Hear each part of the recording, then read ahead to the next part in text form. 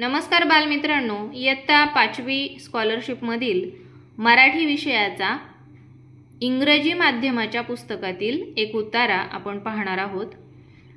प्रथम आपण उतार्याचं वाचन करूया। निसर्गातील प्रत्येक घटकाला देणे माहीत आहे, घेणे नाही। झाडे, वेली, पाने, फुले, नद्या, पर्वत, डोंगर, पशु, पक्षी, माती, चंद्र, सूर्य, तारे, निसर्गातील असे अनेक घटक आपले जीवन सुखकर व्हावे म्हणून मदतीला असतात। आपल्याला निसर्गाला काही देता आले नाही तर देऊ नये, पण त्याच्याकडून काही ओरबाडून घेऊ नये। निसर्ग आपला मित्र आहे, आपण त्याचे मित्र का बनू नये? तर या उतार्यावर पहिला प्रश्न दिला आहे, आपला खरा मित्र कोण?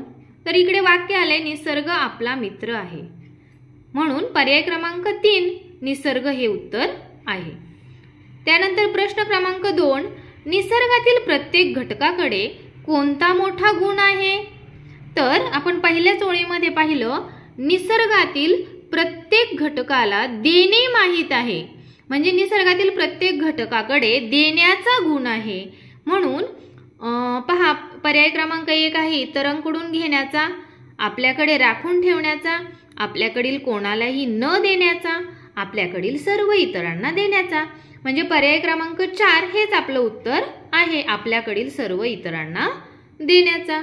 त्यानंतर प्रश्न क्रमांक 3 आहे, ओरबाडून घेणे या वाक्प्रचाराचा अर्थ।